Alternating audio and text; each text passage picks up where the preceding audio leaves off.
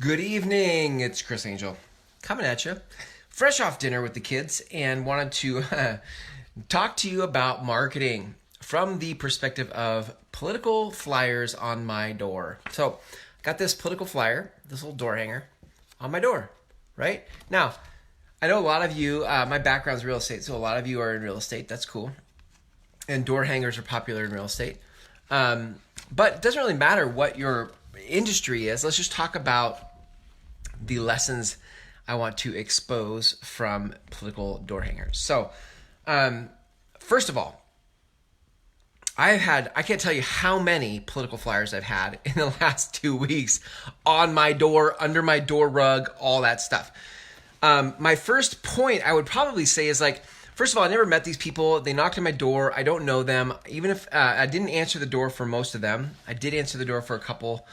They gave me stuff. They're like, hey, here's some flyers. So first of all, there's absolutely no relationship. I don't know these people. Okay, I don't know them. And they're giving me material. The minute, I don't even care what's on this piece of paper. The minute they hand it to me, I'm thinking, you're soliciting me. I don't want to know what you have to say.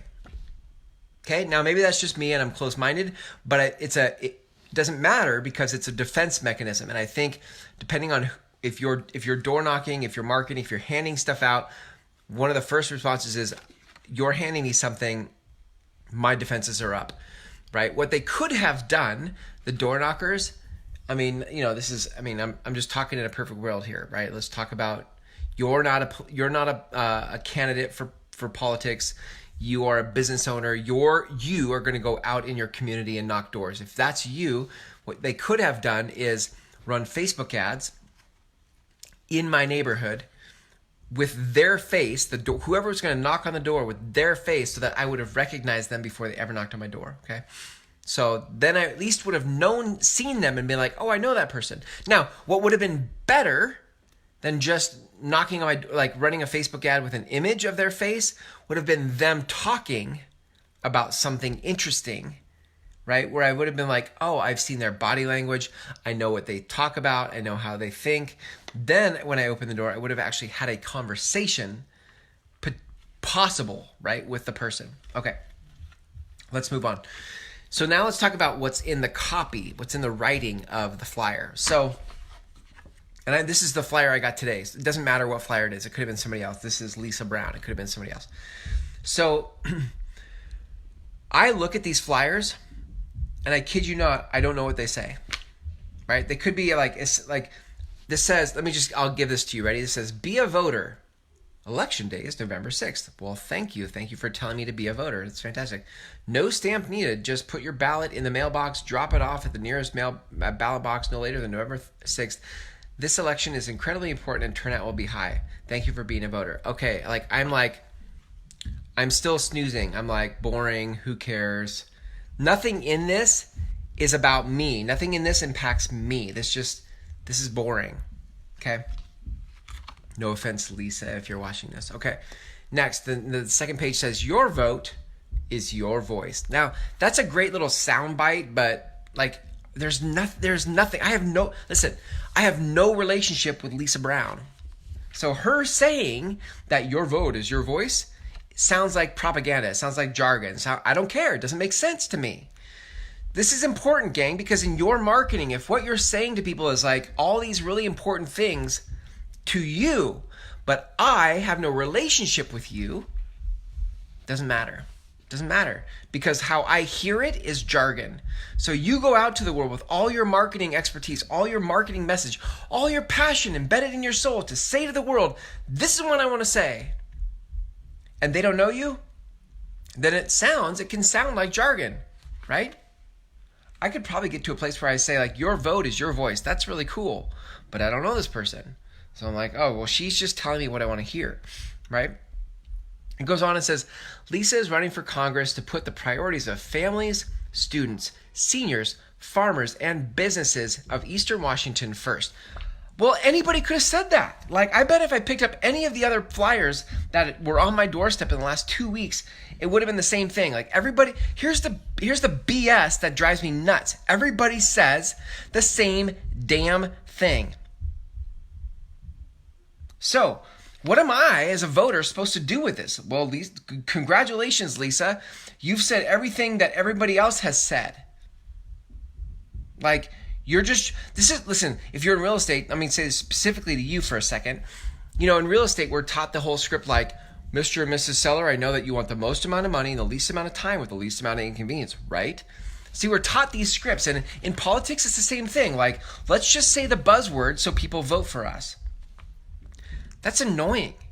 And as a voter who's been around for a while, who's seen enough of these on their doorstep, you all, as politicians, sound the same. And what I want to say to you as a business person is that if you are doing this type of print marketing with no video, no show, no ongoing content marketing directed specifically to me, then I have no idea who you are. I have no idea. You can use all the buzzwords in the book that are supposed to generate my vote, and I don't know you. So, like, here's what she said. At the bottom of the flyer, it says, healthcare, education, independent, right? More buzzwords thrown at me. And let me say this. This is the next piece I want to expose about marketing. The more the consumer gets wise about our marketing strategies, right, the more they start to listen, right, from suspect. You, the marketer, are suspect in my book, the consumer, right? So when you say healthcare, that's supposed to be a buzzword that perks my ears. But now that I've seen that word so many times, I'm like, Lisa will stand up to pharmaceutical and insurance companies, work to lower prescription drug costs, and fight policies that deny people with pre-existing conditions and health coverage. All of that is blah, blah, blah, blah, blah, right? Now, Lisa, if you're watching, not that Lisa Brown is watching this, you can forward this to Lisa if you want. Not that you're watching this, but the problem with this is you sound like every other politician who's trying to win my vote with jargon, right? You're trying to say all the right things. And here's my entire thing. I might actually have no problem with this piece of print marketing if you had some relationship with me prior to you dropping this on my doorstep. This is the problem with marketing. It doesn't matter about this. It's not just about politics, gang. This goes beyond politics. This goes into everything.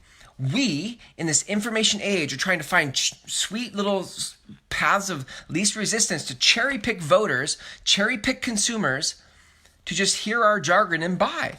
And we are way past that in the information age.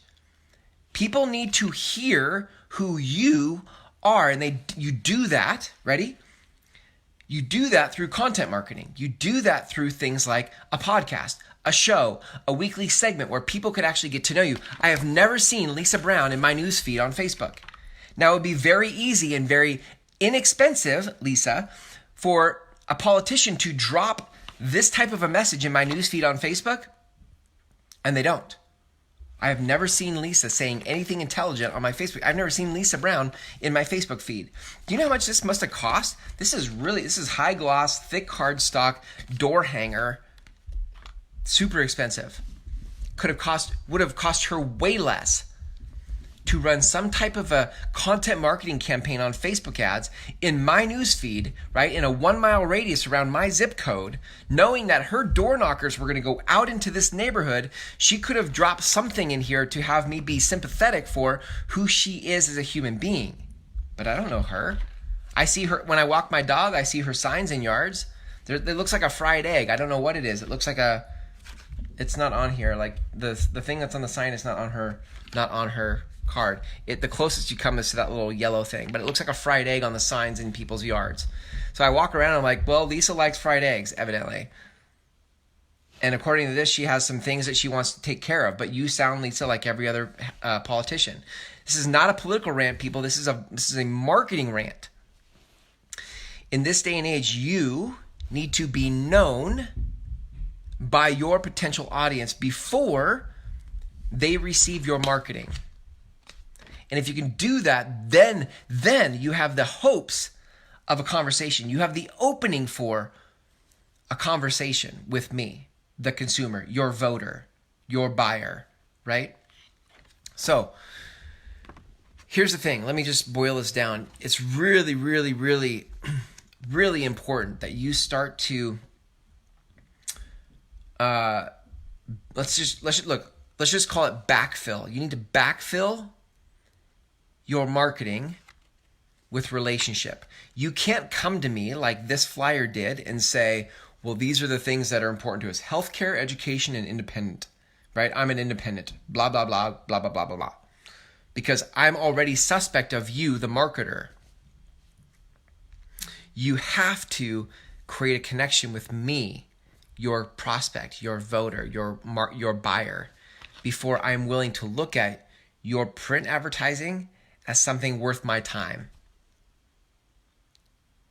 Okay? That's it. Listen, this is, by the way, let me throw this in there because this is super good for farming. Some of you in real estate like to farm, right? You like to pick a geographic area and focus in on building relationships with those people. And then what's common in farming is print advertising. And if you're going to print advertise in farming, you better in this day and age have some form of relationship with me before you ever send me something in print. Because otherwise you sound like every other marketer, okay? And you're suspect. So, loving the political season, where I get to kind of pick apart there's not been one flyer on my door that I've been like, oh, they totally spoke to me. It all sounds like jargon. So as you start to do print advertising or any kind of advertising, just start to audit, maybe have some outsider that's not in your industry, start to look at, hey, does this matter to you? Does this mean anything to you? Do you feel connected to me? Because without the connection, it doesn't matter what you say, I'm not listening. All right, gang. Have a great night. Thanks for watching. See ya.